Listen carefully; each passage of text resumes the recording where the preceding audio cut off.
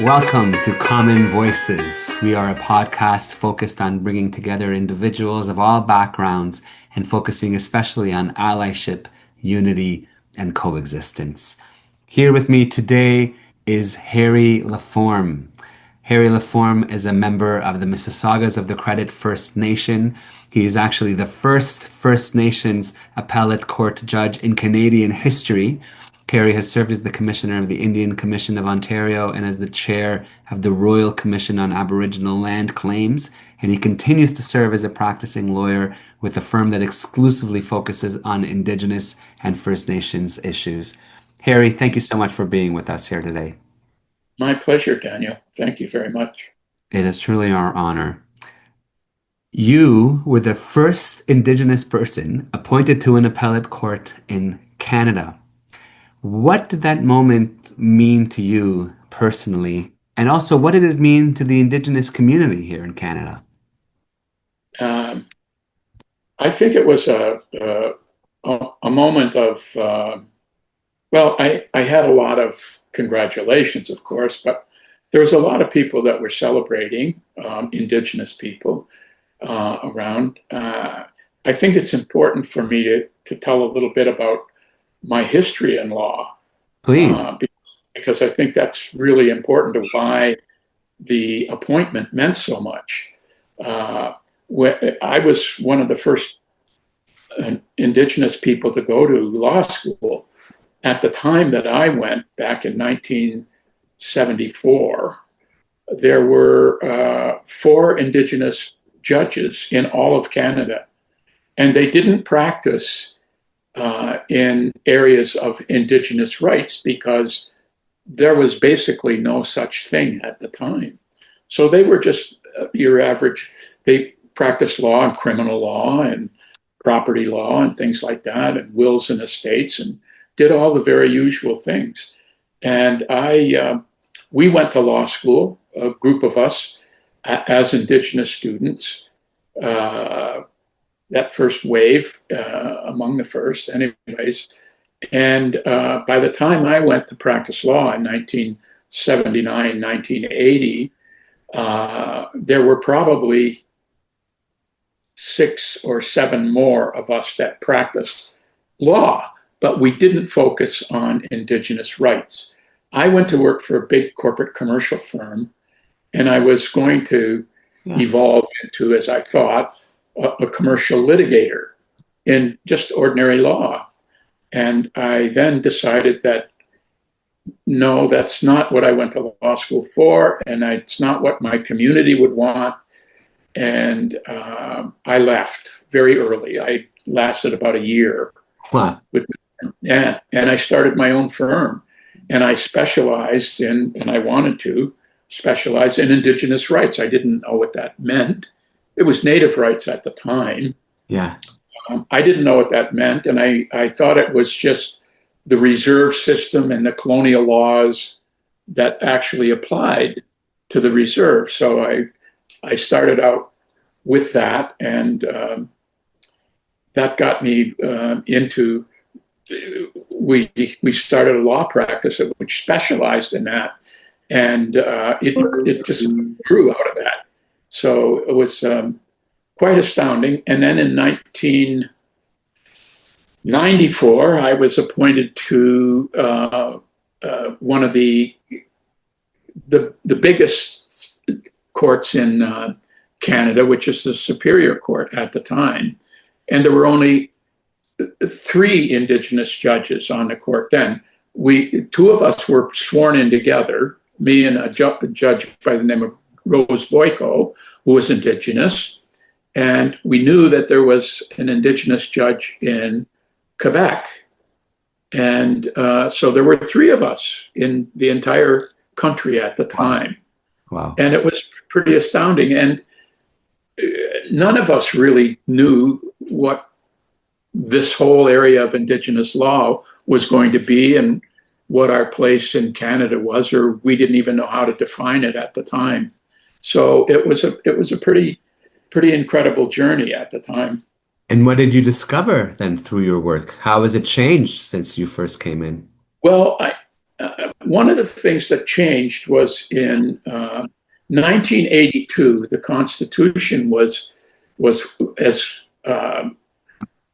Justin Trudeau's father used to like to say at the time, he was the prime minister, Yes. used to say we're going to repatriate the Constitution. I don't know what that meant, and I don't think it applies, but it meant that we wanted the jurisdiction over the laws and the Constitution of Canada. And in that, and there was a lot of politicking and incredible amount of negotiation that took place with Indigenous communities, because there was a wave of us that just were part of that movement before I became a judge, that politically active and said, no, we don't want a constitution in Canada unless the treaties and whatnot and the obligations of the treaties were honored by Her Majesty the Queen at the time. And we even went over to England and had negotiations and demonstrated with the English Parliament over the patriation of the Constitution. And our position was that you can't send this Constitution to Canada and turn over your jurisdiction for Canada unless you go along with it and say you're going to honor your treaty obligations to Indigenous people. That gave rise to Section 35 of the Constitution, which is there today. And 35 says the Aboriginal and treaty rights of Aboriginal people are hereby recognized and affirmed. That was the constitutionalization of our Aboriginal and treaty rights. So that all of a sudden became a big deal. And that was, then it became a part of our litigation strategy as Indigenous people to litigate using the colonial laws and getting interpretations out of there that were beneficial to Indigenous people. And we managed to do that. We had Aboriginal title, and our rights and whatnot are still being addressed, and I still don't think they're addressed properly. So when I was appointed a judge, it was sort of consistent with all of that. It was that we were Indigenous people basically with one foot in the colonial system of government and the other foot in the Indigenous side of government. And we were just trying to grapple with all of that at the time. And how did you navigate that? And how did your identity as a First Nations person shape the way you approached law and justice? Well, that's a good question. I didn't realize it at the time. I know when we got sworn in, for example, Rose Boyko and we were the only Indigenous judges at the time, aside from the judge that was from Quebec. He really didn't know anything about it. He was administering justice the same as we were. And for us, it meant we were going to take what we thought was our learned experience, our lived experience, and we were going to allow that to impact our judgments and our decision making. We didn't realize that at the time that that's what we were doing, but as time went on, you sort of know that your lived experience, it has to play a role in anyone's lived experience has to play a role in decision making. Mm-hmm. It's your better idea. I was really reminded of that, and it really brought home when I was appointed the first appellate judge, Indigenous appellate judge in Canadian history by Irwin Cotler. And when Irwin Cotler was the Justice Minister of Canada at the time, in 2004, he appointed me as an appellate court judge. And at the time, the custom was the Justice Minister called up the appointees, and he would just have a quick conversation with them and make sure they were going to accept and all this and were pleased with it. And that's when I learned that it didn't so much learn, but it was brought home to me that it was pretty specific. In other words, Irwin Cotler said to me, I asked him, what possessed you to appoint someone like me? And he said, who better to know what justice is than somebody who has lived their life with injustice?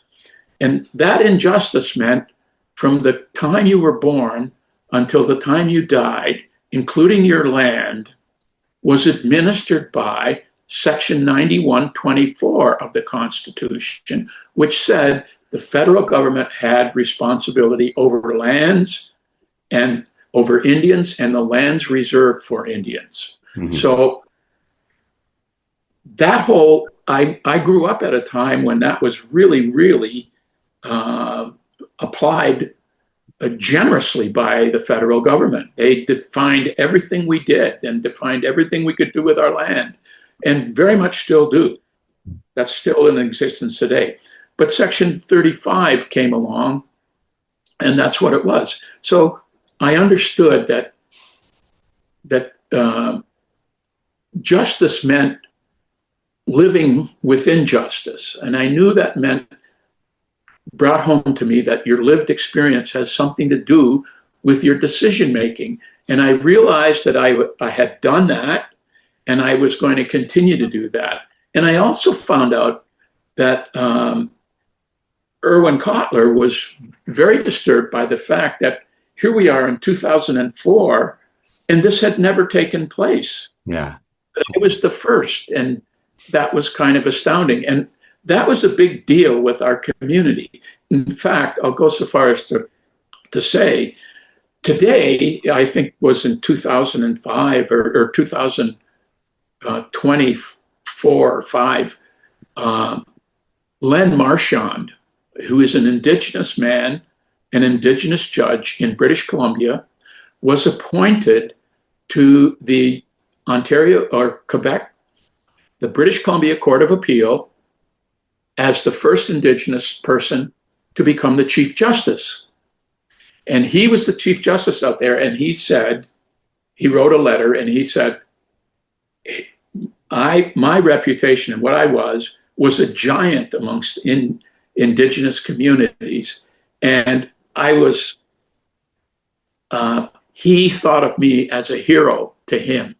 And I remember as a judge, I would get all these letters from lawyers and people who would say to me, I went to law school. These Indigenous candidates, law students would say, I went to law school because of you, Justice Laforme. I went to law school because I wanted to do what you did, and I wanted to pursue that same course. And wow, that was pretty astounding. And I went back after I retired from the court in 2018. I wanted to see if my lived experience did in fact influence my decision making and inform my decision making. And so I went back and I looked at some of my judgments that I recorded and were recorded, and went to the Supreme Court of Canada and everything like that. And I think that was true. I think that it was inevitable that would happen, but I think intuitively it did happen. So I was very pleased with that. So, I mean, there's a lot of people that still feel that way. They think the first was great, and they like that very much. Absolutely, and I'm glad to hear that as well, Harry. You mentioned the Honorable Irwin Cotler and your work with him. Would you say it was Mr. Cotler who helped show you the parallels, between the Jewish community and your community? Was he someone who helped you become, the staunch ally for Israel and the Jewish people you are today, or did it even predate your relationship with Cotler? Oh, it predated. Yes, it did. Tell us about it. My time, I don't like to call myself an ally of Israel or ally of the Jewish people, for example. I just think I was always very supportive and cared very much about the state of Israel. I cared very much about Jewish people. My grandfather used to tell me when I was a little boy that he thought of us as one of the last tribes of Israel. And I don't know if you can imagine this, but as a 10-year-old boy, I mean, this can conjure up all kinds of fantastic things. And especially if you come from a biblical family who likes to read the Bible, and that part of it was it. And so I was always a big supporter. I was always very much pro-Israel. I was pro-Jewish people. That got reinforced probably more so after, when I retired from the court and all this attention got drawn to Israel out of October 7th. Mm-hmm. And I remember how much I was really, really shocked by it. And it really troubled me. Some of the anti-Semitism that arose from it, I couldn't understand it. And my wife and I often talk about this, and it's like, can you please tell me where anti-Semitism comes from? And we talk about that all the time. And we can't put our fingers on an answer to that question because it's just so elusive. I to this day, I don't understand it. You can tell me examples like, oh yeah, well, they think we're the special people, or they think that we think that they run banking, or they run corporations, they run our governments, sure. All this. Yeah. And I think those are ideas, and I think people could maybe have a negative opinion from it, but not to the degree that anti-Semitism runs rampant in this country. I simply can't put my head around it. And so, as far as I was concerned, Erwin Cotler was a guy that I loved when he was the justice minister. I loved what he did for me. I would go over and I would live my life all over again if I could. And he's become a very, very close friend of mine, and I love him dearly, and I think he's a brilliant man, and I believe everything that comes out of his mouth. And when I want the truth, I go to Erwin Cotler, and I get the truth. And I wish other people could have that same opportunity. But that's how I became such a supporter. And can I just add one other thing? Please. One of the things, again, it was after I retired from the court, and I remember going back to my experiences. And you have to remember, for almost 15 years, I was the only Indigenous judge in Canada. For 15 years, only. Wow. All across Canada. Wow. And I can tell you, there is a different place that we come from as an Indigenous man. I come from that Mississaugas of the Credit First Nation. We grew up in poverty and then moved ourselves out of that, and our community did as well. And I think to myself, that's my life. That was my life's experience under the Indian Act and the federal bureaucracy of the Department of Indian Affairs and Indian agents and all of that. And I keep thinking to myself, I never had anybody on a court anywhere in Canada that I could call up and identify with and talk about those things, and talk about my experiences as a youngster growing up on a reserve and under the influence of governments and stuff like that. And so I thought about it, and then I realized that my close friends on the court and the people that I identified with most were the Jewish colleagues. Wow. Like people like John Laskin, Mike Moldaver, Catherine Feldman, Alex Hoy. You know, these are all people I just so thoroughly admire and respect. And they were the ones that I would go to, and were the closest that I came to having friends on the court and colleagues that I could turn to. They were my go-to people when I was feeling down and out and lonely. That's Harry, that's incredible, and I guess it doesn't surprise me. You know, when you're in an environment where there are people who are othered, whether they are Indigenous, whether they are Jewish, whether they are Muslim, what have you, those peoples just gravitate naturally towards one another. And I can share so many experiences of my own, and in my 20s and on campus, and in my when I was working in retail or whatever it was, when I was the only token Jew, in a workspace, and when there was one single Muslim person, we always gravitated towards each other, because Yeah. we were the ones who were different and othered in that way. And there's those shared experiences, right, that we have. So I Yeah. clearly understand that, and I'm glad to hear you had that. I would like to speak to, because you've mentioned a few times the work that you've been doing since you've been retired. And there's one piece especially, that many of our listeners might have read on May 28th, 2024, I believe it was, in the midst of anti-Israel encampments popping up on university campuses across Canada. You penned a very impactful piece along with fellow Indigenous advocate Karen Rustool called Right. We are Anishinaabe Zionists. Hateful anti-Israel camps disrespect our lands." Tell us Yeah. about that piece, but also tell us, what kind of response did you receive to that op-ed? Did other First Nations leaders understand the argument that you and Karen were making? Uh, Not entirely. Parts of it they do. You have to understand, and for most Indigenous communities, um, they have their time is spent trying to survive. I mean, they're trying to make enough money so that they can feed their families. They're trying to get enough, and they want on their reserves, they want clean drinking water, for example. The housing is just miserable, and things like that. So that's the context in which these people respond to these kinds of issues. And they are kind of secondary. The impact of what's happening in Israel is not really front and center of their minds.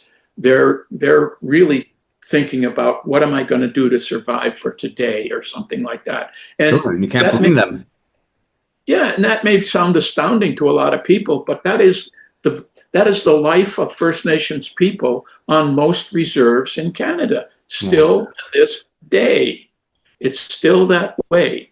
And so when Karen and I really talked about a couple of things, and we wrote it with this in mind. First of all, the people that were doing the encampments and excluding people from going to their own classes, or especially the Jewish people, it bothered us because they weren't even people. This isn't their land. Traditionally, this is not their land to be dictating terms about who can go here and who can go there. For 500 years, we practiced a form of government in this country where it was shared jurisdiction. We had separate and distinct, our governments applied to parts of the lands of Canada, and the settlers with their little pieces of land that they were given and or allowed to occupy and whatnot. We shared it together, and we respected each other. We respected each other as equals.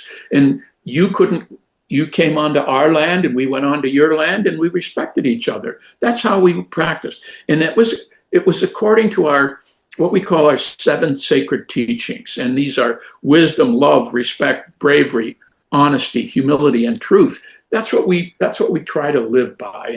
Beautiful. And so we were thinking that these people that were doing these encampments were disrespecting all of that. Our treaties with our friends were not about that. They were peace treaties, and they were about love and respect and coming and going. And why? Why did these violate those treaties? Yeah, because they weren't. They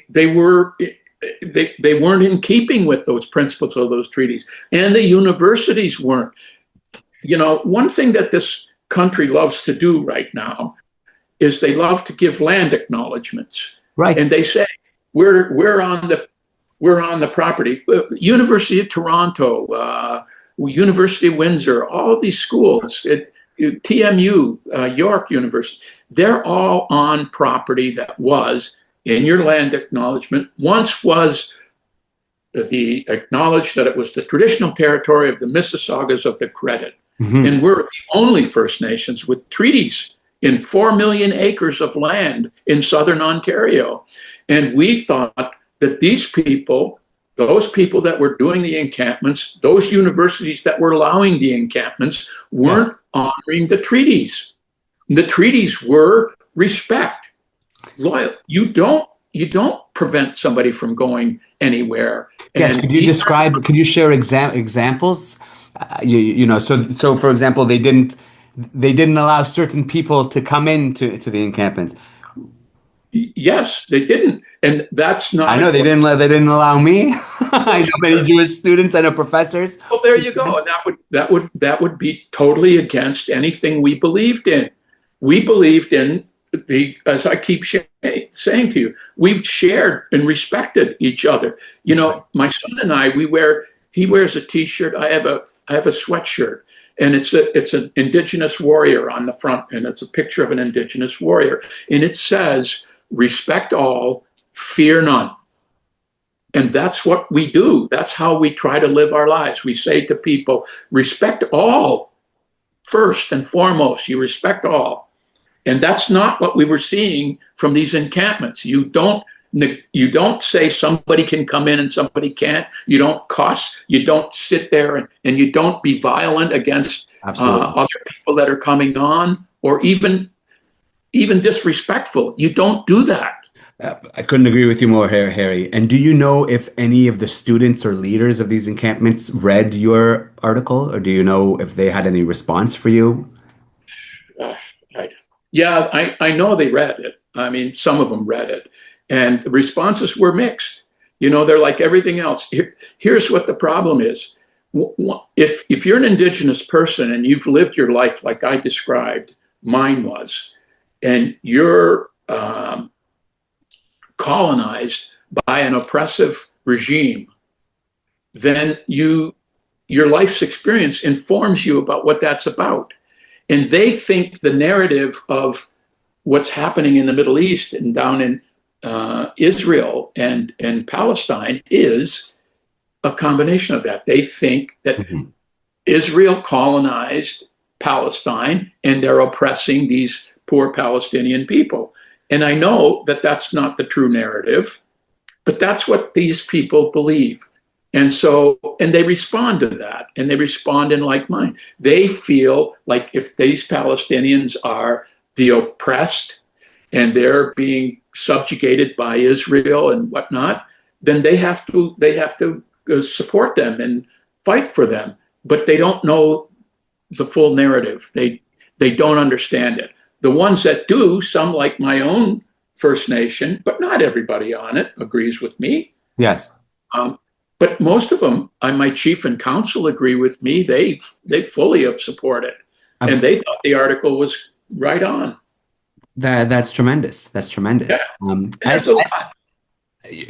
Clearly, obviously, as someone who has communicated these issues and as a proud Zionist, how do you navigate these conversations? Where Zionism or where Israel, is often misrepresented or understood or outright lied about, right? Especially within progressive or indigenous circles. Yeah, There's so much misunderstanding in terms of what Israel actually is, and I right. think for you and for so many leaders, who have made that case that the Jews are indigenous to Israel, that they recognize the archaeological and historical and genetic evidence that corroborates Jewish indigeneity to Israel. How do you share that narrative? How are you able to make a change within your own community on this issue? I don't know if I make a change or I don't. I mean, that's still to be determined. But one But of the to help spread the facts, as you were saying, the truthful narrative. That's what I try to do. I try to explain to them, and I try to correct their narrative, whatever they believe in and whatnot. And I suggest to them, I mean, it's hard for people to shift that notions that they have in their heads. But Sure. if you tell them, look at this and read this and read this, and you'll understand what it is. But you don't just come out and argue a position without knowing what you're talking about. You have to, if you want to know the narrative, as we try to do in our community, education is a very big thing for us. And we say, before you open your mouth, know what you're talking about. Know it. And if you don't know it, teach yourself first and examine it. And I say the same thing to anybody that disputes that. Like, for example, we get constantly, I know one of your questions is related to this, but what Zionism is, and why do I say I'm an Anishinaabe Zionist, for example? Yes. And my answer is really simple. Yes. If Zionism means we want the return of our territory, and we want the ability to govern. We want to be self-determining on our own land. Right. So when you ask me, I'm an old codger, so I can dream big. So I say to people, why am I a Zionist? Because true reconciliation with Indigenous people comes with land back and the ability to govern that land in their traditional ways. That's what I say. That's true reconciliation. So if Zionism means that, and I understand it does, then I want to be a Zionist. That's what I want. I want to be Israel. Amen. Amen. Speaking of, you've obviously long been a champion for Indigenous rights and reconciliation here in Canada. What parallels do you see between the Indigenous experience here and the Jewish connection to Israel? Yeah. Well, I think you're. My wife likes to say you're probably the go-to people, or Israel is the go-to how to decolonize a land. And your wife's a smart lady. Yeah, and I say for me, I think the comparisons are more of you are where we want to be, not with all your disputes and things like that, but we want to have, I think, ultimately that Indigenous people would be happy with territory and jurisdiction over that territory, self-determination. You have what we want. But where we have the similarities and where I see them is with the absolute horrific history that we've both gone through in reaching this point in our lives. Until settlement by colonialist governments, we were pretty happy. We had our disputes and whatnot, but we lived in some cases fairly sophisticated lives. But then we went through laws that made us less than human or made us less than equal. We for sure less than equal, and we're still there. I want your listeners and watchers on this blog to know that there is still an Indian Act. There is still a 9124, Section 9124, that gives constitutional authority over us and our lands to the federal government. They get to decide who we are. They get to decide who can be us, who can't, what we can do with our lands. We're really less than equal people in Canada. And so that's still the case. And I keep thinking about that, and I think about the laws that made us like that, or the residential school experiences that we went through for a tremendous amount of time, for hundreds of years. We were legally required to go to these schools so that they could kill the Indian in the child. In other words, they wanted to annihilate our culture. Yeah. They wanted it to come to a point where everybody was the same. There won't be an Indian left in Canada. In fact, Duncan Campbell Scott, who was responsible for this whole issue in the bureaucracy, got up in Parliament and said, when a doctor came back and said that the deaths of Indigenous people in these schools is alarming, and it's way, way past what is expected or anything like that. And Duncan Campbell Scott said, that's no reason why we should abandon this, because this is the final solution to the Indian problem in Canada. So I mean, the similarities sometimes come out and literally slap you in the face, and they Right. make you cry. Right. And in very obvious ways. Yeah. So, but you're where we want to be. Israel is where. I mean, I don't want your You're not the dispute. first. You're not the first to say that to me. I've been able to now build obviously a relationship with a variety of First Nations leaders and Indigenous leaders, and there's so many, who support our community, and there's so many I've met who recognize that similarity. I've had Indigenous leaders say to me that the Jews are also, what was it, fire warriors, right, right, Yeah. right, that we use fire, or that the way that we conduct the Sabbath and the way that we pray, there's similarities to Yeah.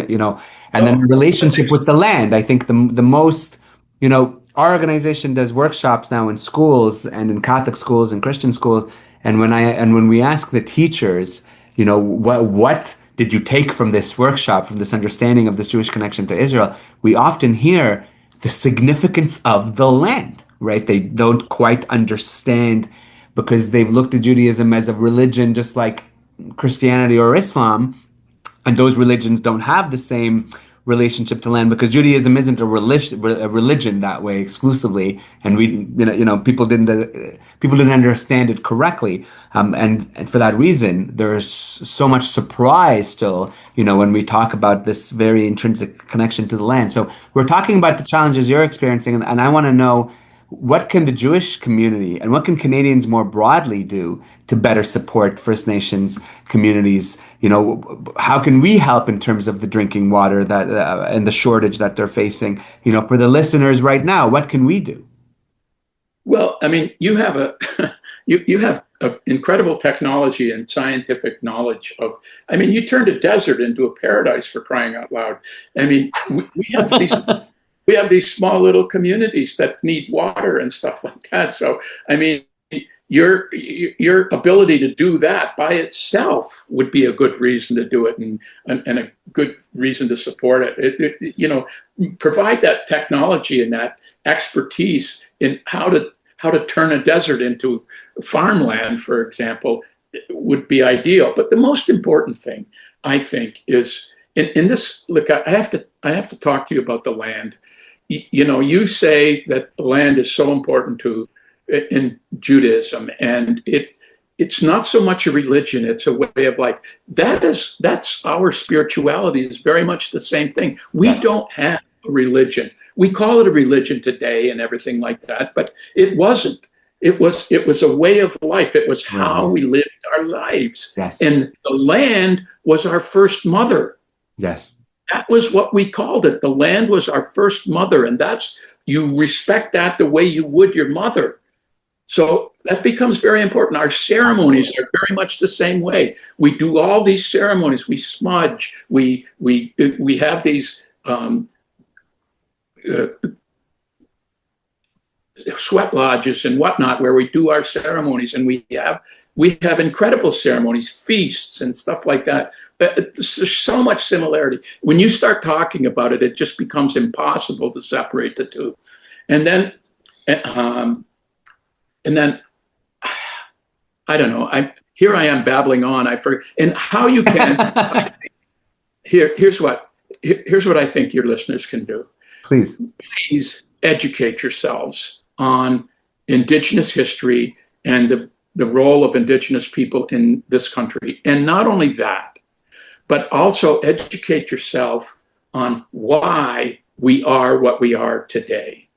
That's really important. One of the things I did, I went down to Israel in May with my wife. I was going to ask, and it was your first time, correct? It was a dream come true. I have to tell you, it was one of these. You know how you talk about bucket lists and whatnot. Visiting Israel was always on my bucket list, and I wanted to go there. And when I had the opportunity, and I took my family with me, I was so gratified, and it was everything that I imagined. I call it the impossible nation. And the one thing I do know is when I talked at the Democracy Forum, and the room was packed with people, I started talking about the Indigenous experience under colonialism in Canada. And I was shocked by the number of people that didn't know the first thing about it. And so I say, look, that's not unusual. The Canadians don't even know about it. You can talk now, and you can talk about the Truth and Reconciliation Commission, which came out in 2010 with its report, 94 action calls to action for reconciliation. You know, you can start asking people about that. They don't know what you're talking about in Canada. Yeah. You can imagine what it was like in Israel and at the Democracy Forum. You folks down there are so busy surviving that you don't really have an opportunity to go and study the rest of the world. And I understand that. And so I say the same thing. I know it's difficult and it's hard, but at the same time, you know, it's worth it. You in Canada, you have to know where you are and you have to know what it's about. And for me, that's about education, and everybody's got to go and educate themselves. And then you can do what you can. Harry, I couldn't agree with you more. And education is the most important tool in our arsenal. You know, it is. I believe it should be the focus, you know, of every organization that's trying to make a difference, of every person that's trying to make a difference. You know, I would always say, I believe every single Jewish person has the unique responsibility to stand up. Now I would even take it one step further. Now I'd say every person who supports common sense, Western values, democracy, coexistence and partnership, the dream of Canada, every single person needs to stand up and stand for those values as well. Because otherwise we are going to let those who are against those values, you know, take over and rewrite our society and the way we would interact with one another. And I think the last question I want to ask you, sorry, that speaks to that is, how can our communities then better support one another, you know, in the face of historical trauma and also these contemporary challenges that you've described today? You know, I understand the need for education. What can we do to better support one another? Well, I mean, obviously, the first thing I think that you have to do is we have to share. You know, we can't. Well put. You know, the Jewish people and Indigenous people share all of these sad moments in history, and I don't think it's incorrect to say, you know, these are I know they're not alike, but they're very similar. Yeah. You know, there's this attempt at cultural genocide and your genocide that you went through under Hitler's regime, and those crazy notions afterwards, and still go through it. I know. We do too. We still go through it. I see it. And the only time, like, I feel really, really fantastic when I go to one of your synagogues or one of your groups that want to hear about us and why I think we're similar to the Jews and things like that.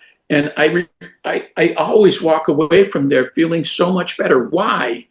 I ask myself, why? I know why. It's because I'm sharing my history with somebody who understands it. That's right. They understand it. And they can appreciate it. And I think, I don't know how the Jews let this narrative get out of hand the way they did, let this narrative escape. But I know it happened. And I mean, we're dealing with an organization out there that is Islamists that have been at this for decades and been preparing for these moments for decades. And they have. I'm sorry, they're winning. But, you know, my view is you've got to do it. You've got to come out. And not only do you have to listen to me, but you've got to talk to me too. You've got to tell me about yourself so that I can understand it, so I can empathize with it. And, you know, your indigeneity with Israel is so important, so very important. And that's what people don't understand. No. You know? And that's important. Incredible. I know Erwin Kotler, for example, the very first thing, I was down in Israel. I spoke at the Democracy Forum, and I opened up my speech that I gave to the Democracy Forum, and the first thing I did was a land acknowledgement. Yes. I acknowledge the land of Israel is for the indigenous people of Israel, the Jews. Well done. Yeah. Well done, Harry. And so that's the kind of thing that needs to happen. We don't know enough about you. I do, because I've cared enough to ask myself and to look it up and to ask the right people. And you have proven to me that you care the same way. You've asked people to come on your show and tell us about yourself. You have to do the same thing, Daniel. Harry, I do and I will. It is my reason for living. And I couldn't agree with you more, right? I think the way that we can make a change is through proactive conversation and through education, right? And to repeat, education is the most important tool in our arsenal, but so is conversation, right? And I see that in Canada, the Jewish people represent 1% of this country's population, right? That means overwhelmingly, if you're not in metropolitan areas where Jews live, which is maybe 5, 6 cities in this country, there's a very strong percentage that you will never meet a Jewish person. Therefore, all the information you will receive is from social media, is from the internet, is from TV shows like Seinfeld or Curb Your Enthusiasm, and you will never learn the stories of and understand the diversity of our community and the rich and diverse tapestry that makes up the Jewish community. I myself am a Bukhari Jew. Don't even tell me if most Jews know what a Bukhari Jew is. Definitely most Canadians don't know what it is. And the reason I like to speak to it is because it corroborates this understanding of the Jews as an indigenous people from Israel. I've done my ancestry DNA. I am from the Levant. Directly tied to the Levant. That is my DNA. That is where I come from. And to speak to my experiences directly being from that land, my family being directly Middle Eastern, you cannot call me a European Zionist and a white colonizer and a white supremacist, yet I am accused of being one all the time, right? Just the other day, Eurozio was one of the epithets hurled in my direction. The second they learned I wasn't Arab or I wasn't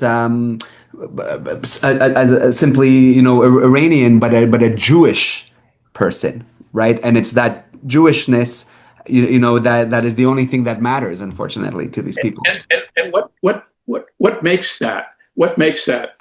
I'll tell you. I've said this to a lot of people. You can't understand the history and you can't understand the feelings and everything until you go there. Until you go to Israel, you will come back a different person. That's right. You will come back a different person. That's right. That's what Douglas Murray was trying to say that time. What you were saying is exactly that. When you talk about where are you from, one of these days, I don't know, maybe you're there already, you're going to say, well, I'm from Israel and I'm an Israeli Jew. That's my homeland. Yes. But I was born in. Yes. So it's how we spent. So it's fine. I was born in Israel, so it's simpler for me. But I taught my wife, for example, who's Ashkenazi third generation Canadian. Now, it used to be when we first met and people asked her, where's your family from? She would say, oh, well, my grandparents were in Poland, this and that. But she's come to understand, and so many have come to understand, we are not from those places. My parents lived in what was the Soviet Union, but hilariously prior to Soviet Union taking it over, it was part of the Persian Empire, and they spoke a dialect of Farsi, which they, by the way, integrated biblical Hebrew into because Hebrew was so important to them, right? But they are not from the Soviet Union, right? Jews are not from Germany or Poland or these countries. This is where we spent our diaspora experience. And it's not the same as answering the question, where are you from? And I think the challenge was for so many Jews after the Holocaust, especially, they tried to simplify it. Either they didn't say anything at all, and for those who did, they simplified it. They said it's a religion, just like Islam, just like Christianity, and they didn't explain, right, the connection to the land, the part of our being, and the fact that we are a tribe first and foremost. And I think we're dealing with the fallout of that now, that we've allowed these inaccuracies to run rampant. And in North America today, people simply associate Jewish people with Ashkenazi Jewish people because those are the Jews that exist here. I don't, it's the majority of Jews who are here in North America, right, spent their diaspora experience in Europe, whereas all of the Middle Eastern Jews went straight to Israel, after the establishment of Israel. So it's simply a matter of, as you said, that lack of education, that they haven't met these people. And that's all that needs to happen. Simply No, meeting them and hearing their experiences. the indigeneity of Israel is so important. I mean, you got 4,000 years of history to that land, and people don't know that, and people just don't know it. They think you got there in 1948 because somebody gave it to you. Can I tell you? It. We've brought now twice groups of students to Rome so that they can see the Arch of Titus firsthand and see carbon dated archaeological evidence from the Italians, not from the Israelis, that shows the Romans conquering the Second Temple and carrying the spoils of Jerusalem. This is carbon dated evidence from 81 AD. We're talking almost 2,000 years ago.